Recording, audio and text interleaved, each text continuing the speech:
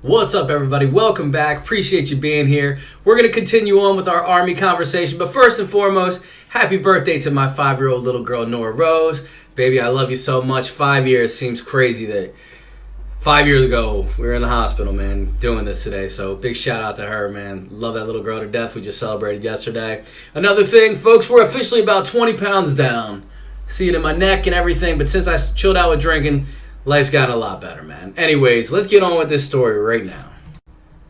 Okay, so when I arrived to Fort Hood, meet Sergeant Gallardo. By the way, one of the chillest dudes ever. Meet a bunch of scouts. We're in the Army now. We do PT. We're pretty much instructed by Sergeant Gallardo. Hey, man, stay out of sight, stay out of mind. You can't go qualify every day with your rifles. You can't go do road marches every day. You can't go to range, you can't go shoot gunnery every day. There's things you can't do every day. And Sergeant G would pretty much tell us, look, this unit has just pretty much been made because the guys that the troop we came into, these guys had just gotten back from Iraq like 4 months prior, and they just created this brand new troop, so they're building the troop up. There would be a lot of guys oncoming. I was in probably the second wave of guys joining the troop. They had left a troop called Fox Troop. So this was like a newer company or a newer troop being built. We didn't have a lot to do for most of the time. Most of the time, we did not have a lot to do. We would do PT. Sergeant Gallardo, chill as shit, like I said, dude from Cali. He'd be like, look, man, we don't really have shit going on today. Go to the motor pool, chill out there for a little bit, fuck around with the vehicle. I didn't know what a mortar track was. And that's pretty much what it was. Like, go down there, hey, man, and when you're done with this, out of sight, out of mind. But that was the rule with Sergeant Gallardo. Always have your cell phone on you. Always. Sorry, excuse me. That was his thing. Always have your cell phone at the ready so I can get a hold of you anytime I want. And you better pick it up.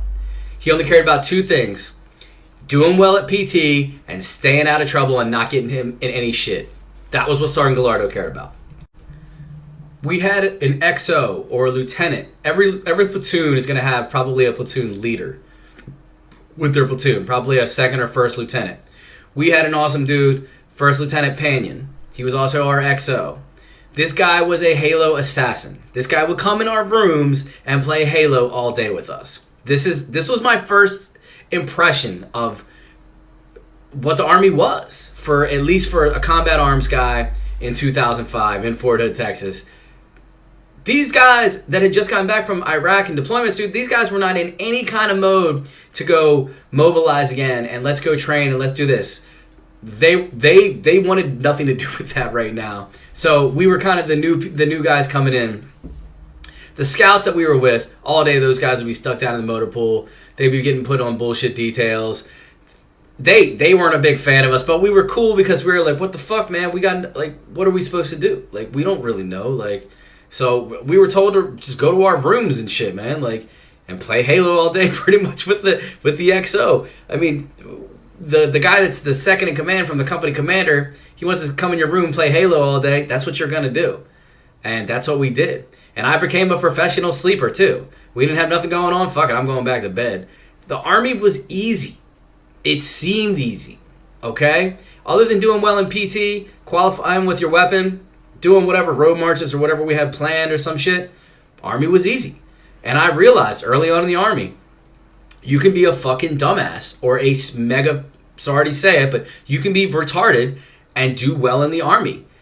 Time and grade, like you will get promoted. Oh, you've been in for 18 months. Oh, you've been in for this long. Oh, another promotion. All the way when you get up to sergeant and you have to actually go to the board, which is when you stand in front of all the higher up NCOs, sergeant major and everything, first sergeant, everybody, and get promoted to E5, which is sergeant.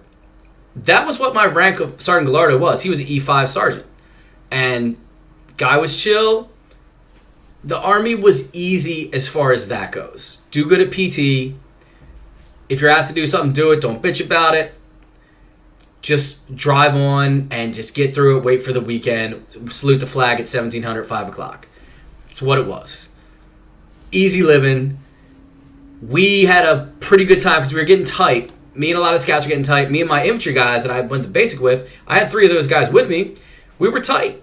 We were buddies. We would go out on the weekends into Killeen, Texas, the area around Fort Hood.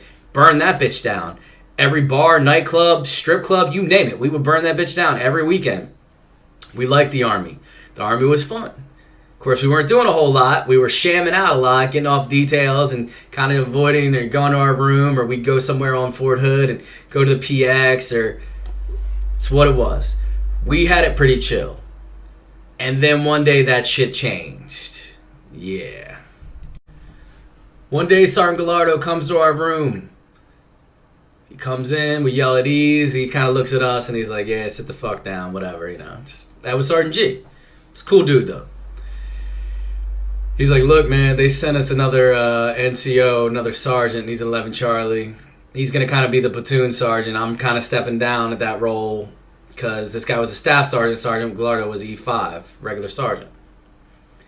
This guy's name was Nang Vang. Okay? Sergeant Vang. Asian dude, probably about, I don't know, maybe 5'8", maybe 130 pounds. Seemed like a real cool guy at first, you know? Been 11 Charlie, been in for a few years. Seemed like a cool guy. This dude went from, hey, you know, Sergeant G was like, Joe, just chill in your room, just stay out of sight, out of mind, you know, just whatever. This dude was not that guy. This guy would hang out in headquarters all day, okay, and look for shit for us to do. Oh, I need a detail for this. Oh, never mind, I got a couple guys right now. Knock on the door. Hey, guys, go ahead and do this. Report to the motor pool. This guy looked for us to do shit every day. I'm not saying the Army's supposed to be easy, but what I was introduced to compared to what this happened, this dude would just look for shit for us to do. Bullshit. Just bullshit. Hey, man, go down to supply. Even though we had a cool supply sergeant, Sergeant Rowe. Hey, man, go down to supply. Just help him reorganize the supply. Okay? Or, hey, do this. Or it was always some shit he would find for us to do. So we'd end up on all these details and stuff, and we weren't used to it. I mean, we just weren't used to it. And we would butt heads a little bit, okay? Like, me and Sergeant Bang, like, I would duck, face it, we were used to shamming and kind of hiding out. So we would try to avoid this fucking guy at all costs. Sergeant Gallardo would try to avoid this guy at all costs. Everybody, like, we knew the sound of his boots in the hallway to where, like, we knew to, like, to really hide from this guy, man, because it was just he was going to look for us something. He was going to look for us to do some bullshit, and he would always try to come get us, and we would hide, whatever. But moving forward, we're going to eventually deploy. Sergeant Vang had been there for a little bit. That's when we actually got our platoon sergeant. A guy that just got off of recruitment duty and drill sergeant duty. One of the coolest dudes I've ever met. First Sergeant Lindsay. Let's get into it. So, First Sergeant Lindsay. Well, how about this? When he showed up, he was a sergeant first class, E7. He would eventually become my first sergeant. But Sergeant Lindsay, really cool dude, from Florida. This guy was around for all the trouble I pretty much got into in the military. He tried to have my back on a lot of it, but there was some shit I could not get out of. And I'm going to get into one of those stories right now. So, we are going to deploy to Iraq. We go to Iraq. We fly from Fort Hood, Texas. So we went to the Joint Readiness Training Center in Fort Polk, Louisiana. And we trained. It's kind of like a little Iraq they built in Louisiana. We go back to Texas after that. I've been in the Army for probably 9 months at this point. We go from Fort Hood, Texas, fly up to Bangor, Maine to Shannon, Ireland, Ireland to Kuwait, Kuwait to Iraq.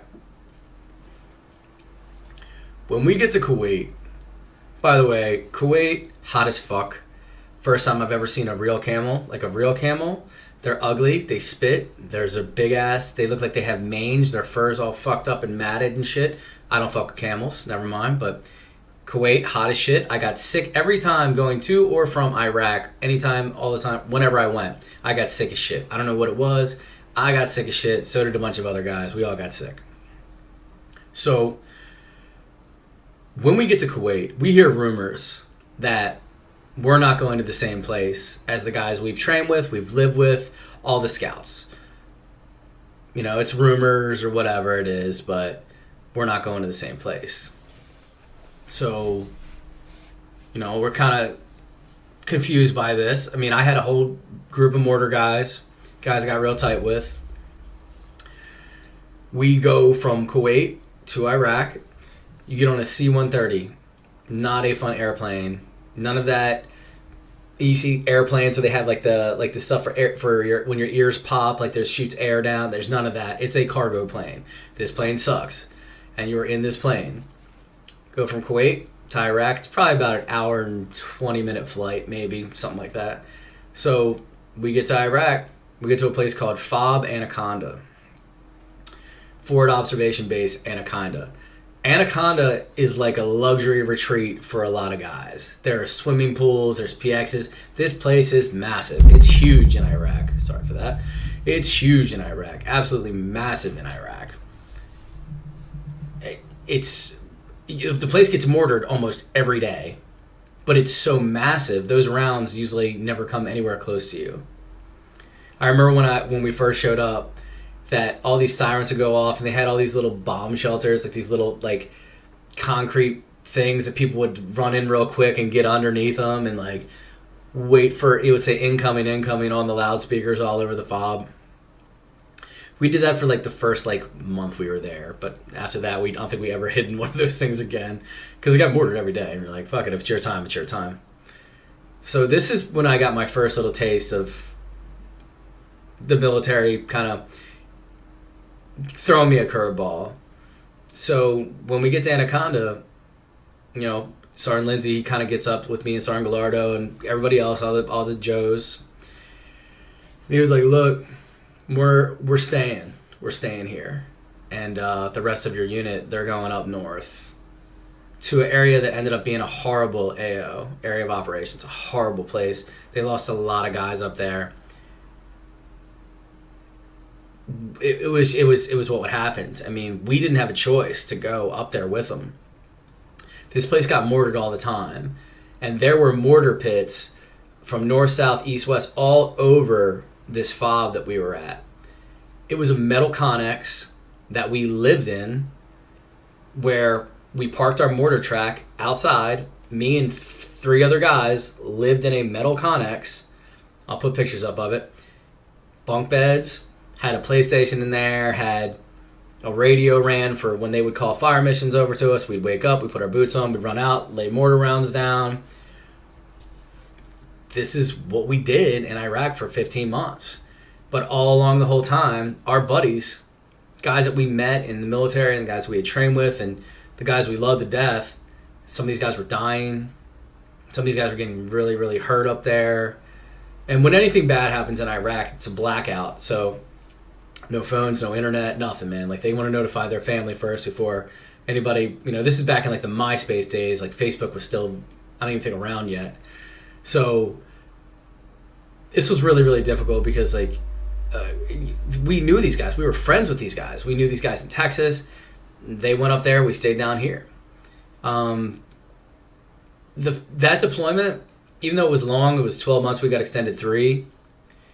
I only went on probably maybe 7 or 8 patrols, like actual patrols outside the wire. Like, we were on the wire, like inside the FOB the whole time. Especially being a combat arms guy, that was really frustrating for us. And you remember guys from up north would come shuttle down to us, and they'd be like, "Man, you guys don't want to be up there. It's so fucking bad." Like, they lost a first sergeant up there. A lot of our friends we lost, man. I think that deployment, they probably lost like 13 to 17 guys or something, man. Our squadron. It's a lot of dudes, man. Any one guy's enough. I mean, but like, it was bad news. So I didn't really like the Army. Okay? I mean, I was frustrated with that, but like, I got into some trouble because of some of my actions with that old street mentality, or that whole let's do this to make some money or side hustle. Let's get right into that. So the way the job pretty much worked is we would spend 2 days out living in this connex, me and the 3 other guys, dusty as shit, whatever. We'd live out there for 2 days, and then 2 days we'd come and live back at these little barracks we had. They were pretty much just glorified double-wide trailers that they broke up into rooms. You had your own door, sandbags all stacked around them. That's where we'd live the 2 days that we weren't out living in the Connex. Did that for 15 months. But we had a lot of luxuries while we were living back at the barracks. We'd go to these really nice gyms, the MWRs. Like it was luxury. It really was compared to the way some guys were living. Like, it was luxury. Trust me. I'm not trying to say like this was a very low stress. We had all these bazaars, like little flea markets all over the place. Like we had a post office. We had all kinds of things. Civilian contractors everywhere. Guys that work on air conditioners, guys that work on whatever. So I'm going to the gym faithfully. Just working out. I'm like, fuck it, I'm just going to get cut up and whatever. This is how I'm going to do my deployment. This is the way it is. So I go to the gym on a regular basis, and I start seeing these guys. Now, I know these guys are not in the Army. I know it. Because these dudes are wearing civilian clothes. They have big beards. They're not special forces guys or anything like that. Like, these guys I know are not in the military, and these guys are fucking huge. These dudes are massive. These guys are getting it in, man. They are all about beating up those weights, and these guys are massive. They're just huge, huge dudes. So I kind of get a little relationship with these guys, man, because they see me at the gym all the time. I see them. I think I started talking to this guy because they had a football game on or something in the gym. And me and this one dude started talking football a little bit and chopping it up. Let's just call this guy Keith, okay? It's not his name. So anyways, I start talking to this guy, Keith. Keith is a generator mechanic. They pay Keith a lot of money to work on these generators.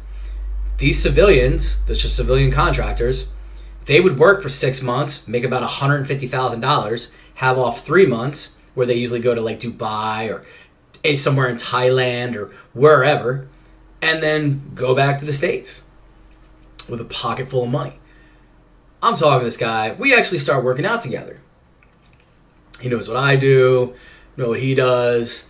You know, we start talking a little bit about how he gets his booze. Like, he's like, you know, we were talking about getting alcohol and shit. I was like, yeah, a bunch of us, man, like, we would have people back home, like, dump out a Scope bottle, like mouthwash, fill it with vodka, put green food coloring in, you know, close it up, and we'd ship booze from home to Iraq. We did this. I did this many times. Like, we were definitely drinking in Iraq, definitely. These contractors, like, that's pretty smart, man. Like, we were talking about it. And, you know, they were a little bit different. Like, their mail wasn't, I don't think, as scrutinized as much as ours was, but they had booze too, whatever. So I'm talking to this guy, and Keith's, like, just blasting his chest one day with dumbbells. I mean, this guy's rapping. This guy's massive motherfucker. And I was like, Keith, man, you're a huge dude, man. Like, we work out a lot together, man. I can't put up nearly half that weight. And he was a smaller guy, too. And he was like, well, man, you know why we're all kind of big, right? And I'm like, what's up? And he's like, we all do fucking juice, man. We all do gear. Like, we all do steroids. And I was like, get the fuck. And he's like, dude, come on, are you serious? Like, we're all over different parts of the world. Yeah, we all do it. And I looked around, and a bunch of his buddies, dude, they were all huge. And I was like, what the fuck? And so I kind of started talking to him, and I was like, hey, man, so, you know, we have a bunch of extra money. We other than spending money on DVDs and shit at the bazaar, like the flea markets, I was like, so, hey, man, you think I could score any of that? And he was like, I mean, nah, I shouldn't even have told you that I had it. Like, I ain't trying to fuck with that. Like, that puts me in this shit with you if you get caught. I'm like, man, if I get caught, I don't know your name. I don't know nothing about it. Like, I don't know how they found this shit, man. Like, I'm just saying I have no idea why. He was like, all right, man, maybe I could work something out with you. And he was like, well, you say you got a bunch of booze. And I was like, yeah, I got a bunch of booze. He was like, well, maybe on the honor system, you let some of that booze float my way. I'll say something to somebody about getting you a cycle. I was like, all right, man, we'll see what's up. I thought I was going to get burned, but I had so much alcohol coming in from back home. My people sending it to me from back in Maryland. I was like, fuck it. If I get burned for a little bit, whatever, no harm, no foul. I never talk to this motherfucker again. I don't care. It's not like any street justice where it's what's going to go toe-to-toe with this guy. Like, I don't give a fuck. So I set dude up, give him like a pint of vodka or whatever shit I had. And he was like, hey, man, I got you on that. Like, a couple weeks later, he's like, I got you on that if you're trying to get down. I was like, really? And he's like, yeah, man, if you want to get down, I got you. I was like, all right, man. He gave me like a crazy price. And I was like, dude, that's really expensive, man. He's like, I mean, you kind of keep the alcohol flowing, then we can negotiate. Shit, all right. Contacted my people back home. I was like, hey, man, keep this shit pumping. Like, keep this shit coming. Like, I need this shit on a regular basis because I'm about to make some money over here. And I did. I started juicing. I got a couple guys on the juice. It was what I was doing. I was making good money doing it. I was literally kind of like a drug dealer in fucking Iraq, and I was doing my shit. Like, it was a good thing going for a while. Syringes, you name it. I mean, straight testosterone, Tren, you could get anything. Cypionate, any kind of juice you wanted. Like, this dude had it. So he hooked me up, and he got it sent from a buddy of his in Poland, and Poland to Iraq to whatever it was. But anyways, had this huge ring going on with this shit. It always ends bad, boys. Eventually, you get caught up in some shit. It always goes south. Here we go. So, my main hustle over there was selling alcohol. How I got into it? Not really sure. But it became a little side hustle of me. Nobody else had it. I was getting it. Not only from back home, I met other guys that I connected with. I would trade them steroids for booze. Like, I was able to use steroids, and I was able to sling booze and drink booze whenever I wanted to because we lived in a fucking Connex not doing shit but counter mortar fire. It wasn't like if you're a regular deployed and you're going on patrols every day, you're not going to be able to get down like that. You'll be out in the fucking sun, burning up. Like, that's what I did my second deployment. But my first one, it was bullshit. And I was like, fuck it. Go live in a Connex, become an expert on Guitar Hero. Like, this shit's stupid. Like, it's fucking dumb. Like, I didn't like it. I love the guys I was serving with. Still love my sergeants, Sergeant Lindsay, all these guys. They were cool. They were awesome. I was definitely in some shit. So, like I said, all good things come to an end. And it did. So the rule was, if you were drinking... Now, I would never drink when I was out in the Connexes for like the fire mist and shit. I wouldn't drink out there. Because I knew that randomly, at any given time, some higher up or anybody could come by, or even the sergeants I was with, they wouldn't be cool with me drinking out there. So I was like, fuck it, I'll just drink when I'm in the barracks. And, I mean, I was getting pussy. Like, it was a different time, man. Like, it wasn't like really a deployment other than the fact that you weren't supposed to be having this stuff and you were way far away from America. So, one night, the rule was in the barracks, if you're going to drink in your room, because me and a couple other guys were drinking, you piss in a bottle. You piss in a bottle, you close that shit back up, don't leave your room. Don't leave your room to walk out to the porta pots. Don't leave your room. Don't do it, because somebody might catch you or see you stumbling or something like that. Whatever. And in the morning, take your piss bottles and just throw them away. I did this for a long time. One night, not so much. One night, I thought I was Superman. I was fucked up. I was really, really drunk. Really drunk. We had just got off our 2-day rotation out there at the Connex. That night, I got annihilated in my room. I decide, I'm hanging out with a couple guys, we're in there smoking cigarettes, talking and shit. I decide that, you know what, I'm gonna go take a piss. And whatever, I walk out to the, and they're all like, nah, dude, don't leave. I'm like, I'm good. It's from what I remember, okay? I walk out to these porta pots. I am fucked up, dude. I can't barely walk. I am annihilated. Drunk as can drunk be. I come back, going to walk to my room. I don't know if I fell or what happened, but I remember I was like down on the ground for a minute. I think I hit my head a little bit. Whatever it was, I was fucked up. Shouldn't have been doing it. It's what it was. I kind of come to, and I see Sergeant Lindsay. He's my platoon sergeant. And I remember him asking me if I was okay. And I remember him even asking me if I've been drinking, and I was lying. I was like, nah, I'm good. I'm good, Sergeant. Clearly he knew I either was hurt or I was drunk. And he was like, look, man, like, I got to get you checked out. Like, because if you're not talking right, you're not... I was in another zone, man. I was out there. I was, just drinking, like, at that point, I think we had, like, grain alcohol. We were toast.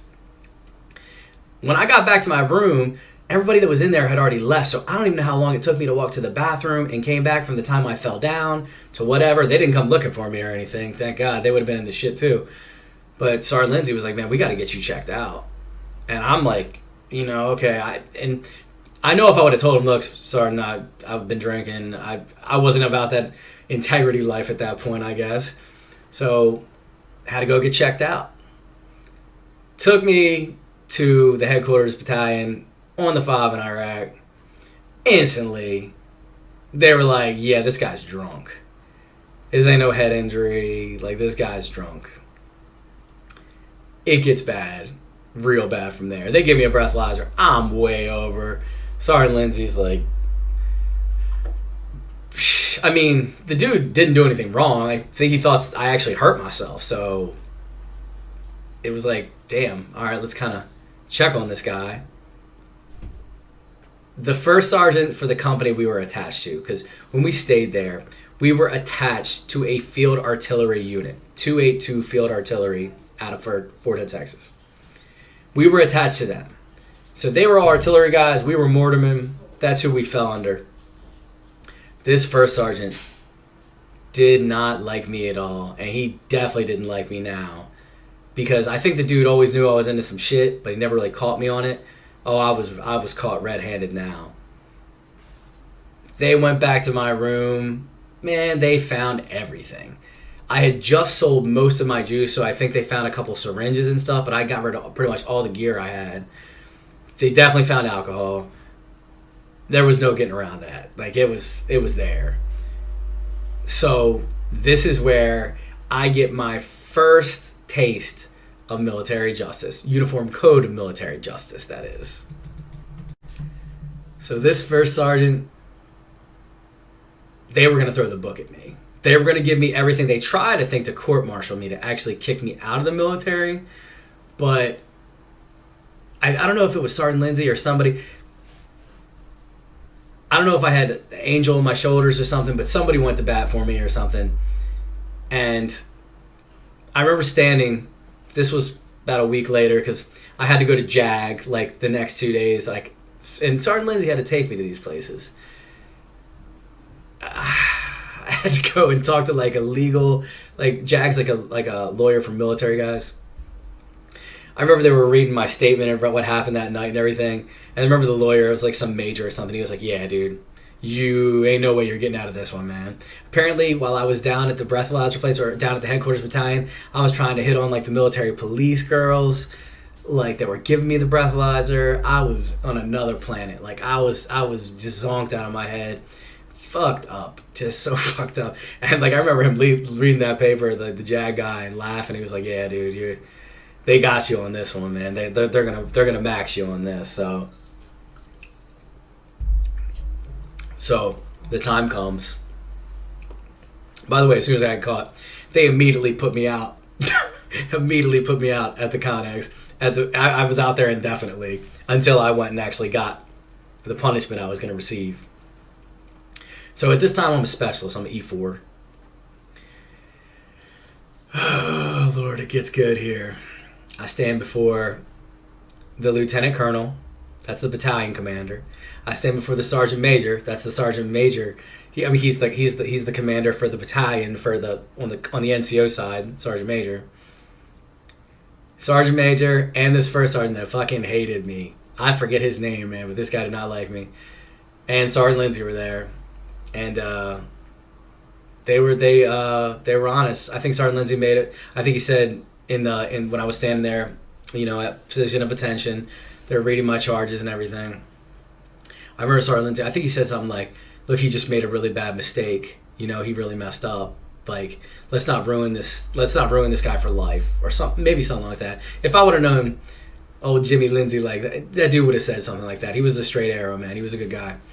But they were like, nah, max this motherfucker, dude. Max. So what that means, that is a company field, that is a field grade Article 15. That they took me from E4 all the way down to E1, like I just got in the Army. 45 days of extra duty and 45 days of half pay. That is max. Other than me in court martial, that is max. And in Iraq, this happened in August in Iraq. They ripped that fucking rank off me. It was on. That was my first taste of it. Would not be my last, but that was my first taste of it.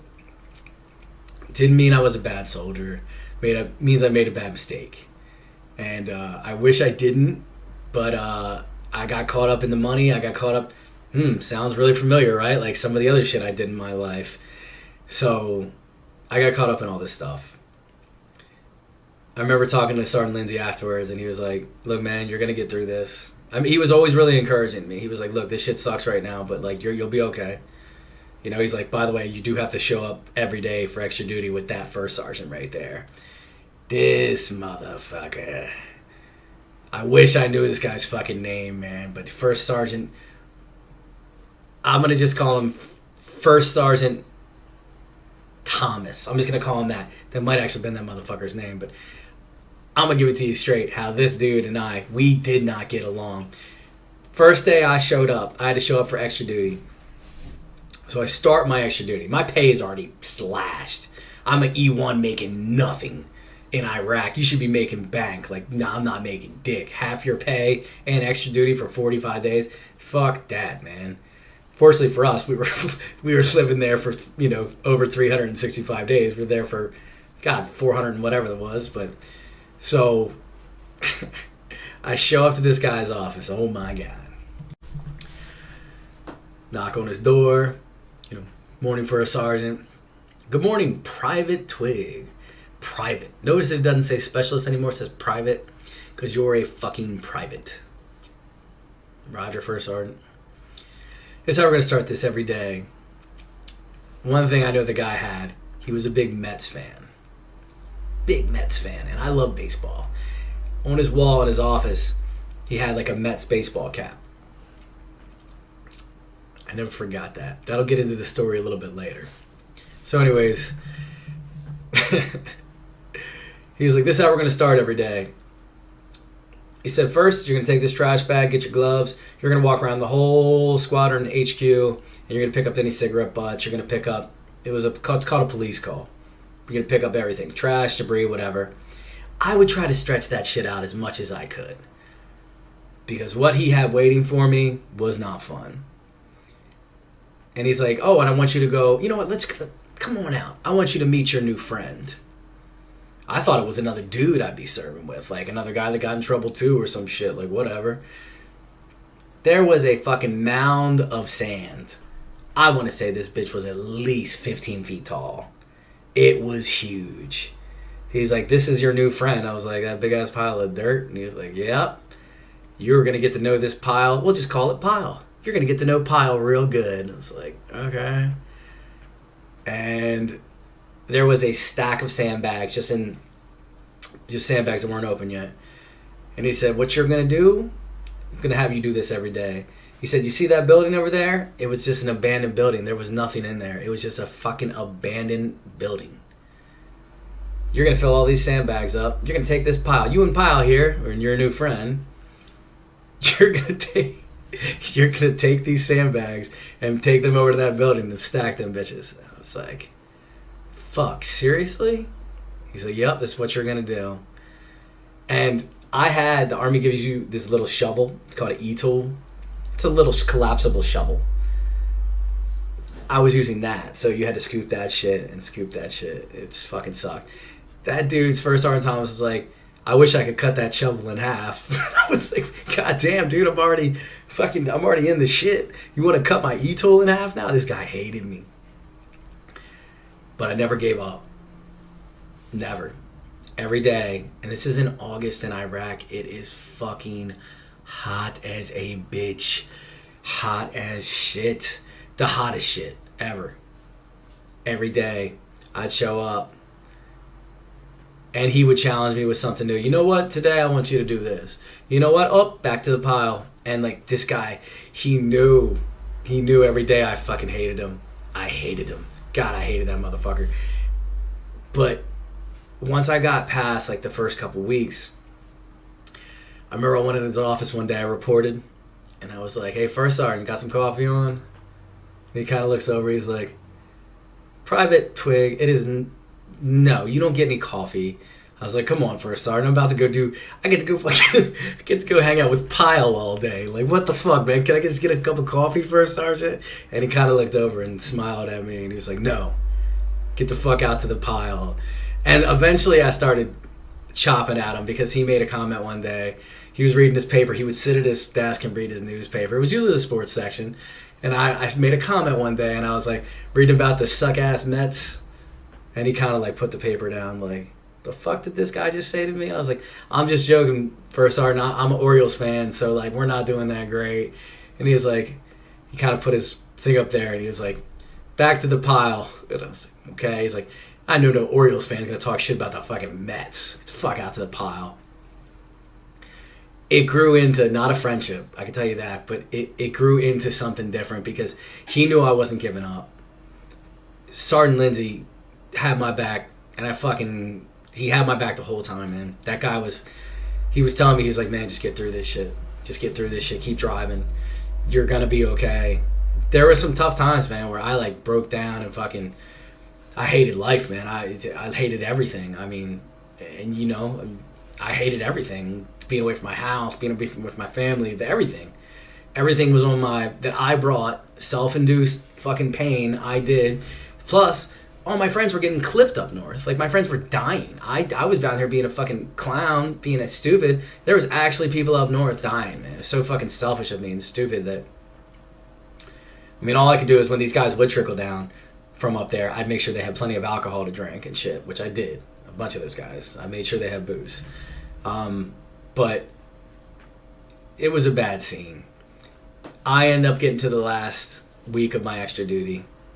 Probably the only time the First Sergeant actually spoke to me like a human being. He was like, you know this ends soon, right? I was like, I do, First Sergeant. He's like, you learned anything from this? I was like, yeah, this shit sucked. I'm on the straight and narrow for the rest of my time. He said, I'm sure you're not. It's probably the only time he's ever talked to me like a man, ever, in the whole 45 days. He said, keep your nose clean. We've all been in trouble. And to hear that come from a First Sergeant, a guy that's high up there in rank, he's probably been in trouble too. But like, he's like, we've all been in trouble, okay? He's like, just learn from this. Get better. You'll get your rank back eventually. Just drive on. And that's how it went down in Iraq. I finished off the rest of that deployment on the straight and narrow. I think I got back to like E2, like rank E2 by the end of that deployment, or maybe E3, it doesn't matter. And then that was it. And then people from up north started showing up back down to us. We met up there. And here we go. So guys, that was my story there about some of the crazy shit I got into in the Army. Thank you so much for watching. Please like, comment, subscribe. I love you guys all. Take care.